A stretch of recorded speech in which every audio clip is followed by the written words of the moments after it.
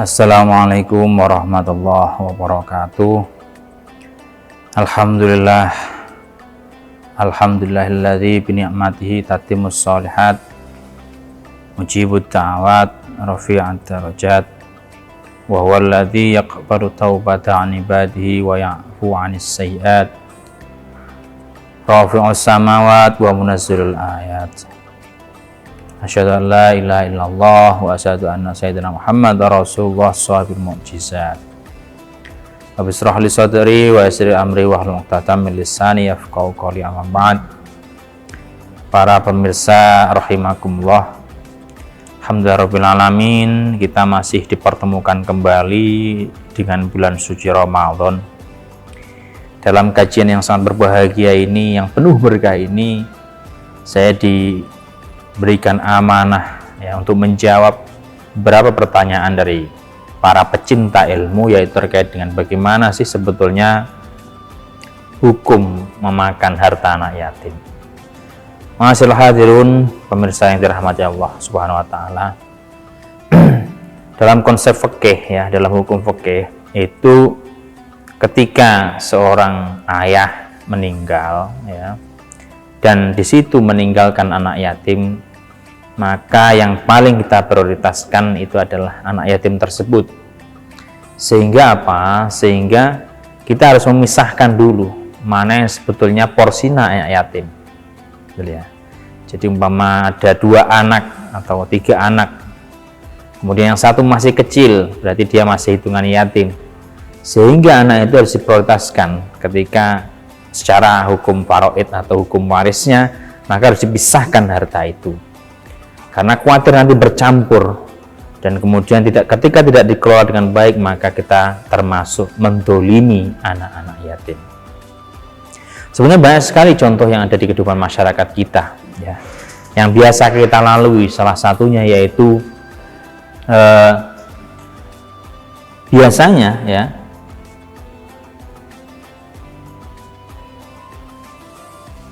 ada juga pengasuh anak yatim itu yang tergiur dengan hartanya anak yatim.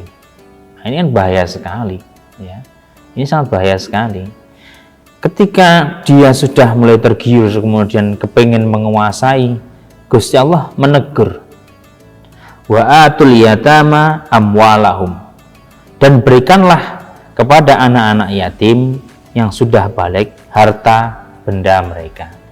Ini perintah bahwa seorang pengasuh itu harus amanah, pengasuh anak yatim pengasuh anak yatim itu harus benar-benar amanah, menjaga dengan sepenuh hati harta anak yatim tersebut. Kenapa kok seperti itu? Kita juga tidak boleh mencampur adukkannya dengan harta kita, karena itu akan sangat berbahaya sekali. Ketika kita makan, berarti kita zalim kepada anak yatim tersebut. Apalagi kita sampai punya niatan kepingin untuk menguasai harta anak yatim tersebut. Itu dosa yang luar biasa. Kemudian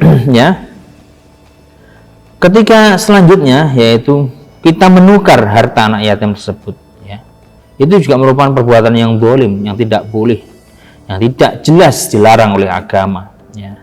Para pengasuh yang berbuat zalim kepada anak yatim juga biasa menukar harta, harta mereka dengan harta warisan anak yatim lebih banyak. Anak yatim terus ditipu, hartanya yang sedikit sementara hartanya yang banyak. Jadi umpama saya berbuat zalim, itu menukar harta saya yang sedikit dengan menukar hartanya anak yatim yang banyak, itu Allah menegur dengan keras, wala tatabaddal khabitha bit-thayyib, dan janganlah kamu menukar yang baik dengan yang buruk. Artinya harta anak yatim yang besar jangan sampai ditukar dengan harta kita yang mungkin tidak seberapa. Karena tentu Kanjeng Nabi itu bersabda bahwasanya ana wakiful yatim, bahwa Kanjeng Nabi sebagai wakilnya anak-anak yatim, sebagai orang tua asuhnya lah kasarnya. Sehingga apa? Seharusnya kita selaku orang yang mengasuh anak yatim itu harus benar-benar hati-hati ketika mengelola hartanya. Boleh sebetulnya kita tasyarufkan ke hal yang baik, umpamanya supaya tidak tergerus dari ekonomi, defisit ekonomi supaya kita tidak terus. Tapi kita harus menjamin bahwasanya umpama kita mentasarufkan menggunakan harta benda itu untuk kepentingan anak tersebut, maka kita harus bisa menjamin bahwa ketika kita mengelola, maka itu akan ada benefitnya, akan ada keuntungannya. Namun apabila rugi, kita pun juga wajib mengganti harta benda anak yatim tadi dengan sesuai kadarnya tadi. Jadi itu penting. Ada lagi juga seperti itu, ya, mencampur adukkan ya, harta kita dengan anak yatim, ya. Wala ta'kulu amwalahum ila amwalikum, ya. Ketiga, mencampur adukkan harta anak yatim, ya, dengan harta kita sendiri. Orang model ketiga ini memiliki niatan untuk menghabiskan harta warisan anak yatim dengan cara mencampur dengan hartanya. Itu pun juga sangat dilarang oleh agama, sehingga Allah menegur dengan keras, wala ta'kulu amwalahum ila amwalikum, ya. Jadi kita tidak boleh mencampur adukkan harta kita dengan harta anak yatim. Tapi umpama kita bisa menjamin bahwa kita akan mengganti sesuai dengan kadarnya, maka itu boleh. Artinya mungkin dijadikan satu, mungkin kalau uang mungkin dijadikan satu rekening, monggo. Tapi kita harus bisa menjamin bahwa tidak sampai kita mengurangi apa yang sudah menjadi haknya anak yatim. Kemudian yang keempat, yang terakhir itu biasanya, ya, ketika seorang anak yatim itu sudah dewasa, ya, perempuan itu dinikahi tanpa mendapatkan mahar, itu juga tidak boleh.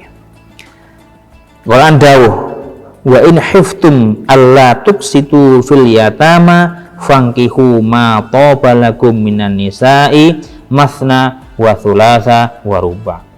Dan jika kamu takut tidak akan berlaku adil terhadap hak-hak perempuan sing yatim tadi, bila kamu mengawininya, maka kawinilah wanita-wanita lain yang kamu senangi. Ini menunjukkan bahwasanya Gusti Allah memperingatkan kepada kita bahwa kita menikahi anak perempuan yang yatim, kita harus menjamin semua hak-haknya terpenuhi dengan baik, termasuk salah satunya adalah mahar. Ingat masyaallah hadirin pemirsa rahimakumullah, bahwa anak yatim ini butuh, ya, butuh uluran tangan kita, butuh kasih sayang kita, butuh sebagai sandaran hidup mereka, supaya apa? Mereka kuat dalam meneruskan langkah hidupnya, sehingga mereka pun juga punya masa depan yang cerah, mereka pun juga bisa sukses baik fiddini wa dunya wal akhirah, baik sukses secara materi di kehidupan dunia, sukses secara ideologi keagamaannya, dan nanti juga sukses sampai akhir hayatnya bareng-bareng mlebu surganya Allah Subhanahu wa taala. Saya pikir itu mohon hati-hati sekali ketika panjenengan sedoyo itu mempunyai tanggungan anak yatim. Kalau memang merasa tidak bisa, jangan dicampur adukkan, harus dipisahkan. Karena sekali saja ya itu masuk ke dalam tubuh kita, kemudian ngalir bersama darah kita, kemudian barang haram itu tadi, hartanya anak yatim tadi itu kemudian jadi daging, ya apa kasarnya kalau bahasa Indonesianya itu apa, menjadi daging kita, kemudian kita lakukan ibadah, itu pun juga akan mempengaruhi psikis kita. Mungkin ya kalau kita kita gunakan untuk ibadah, wonge malah malas-malesan. Karena apa? Sing mlebu barang haramnya kakean.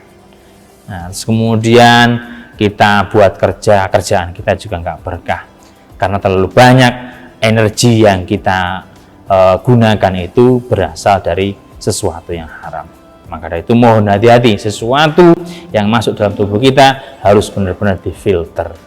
Saya pikir itu yang bisa saya sampaikan untuk kesempatan hari ini. Semoga ada manfaatnya. Mohon maaf apabila ada salah kata. Ihdinas siratal mustaqim, wallahu a'lam bishawab. Wassalamualaikum warahmatullahi wabarakatuh.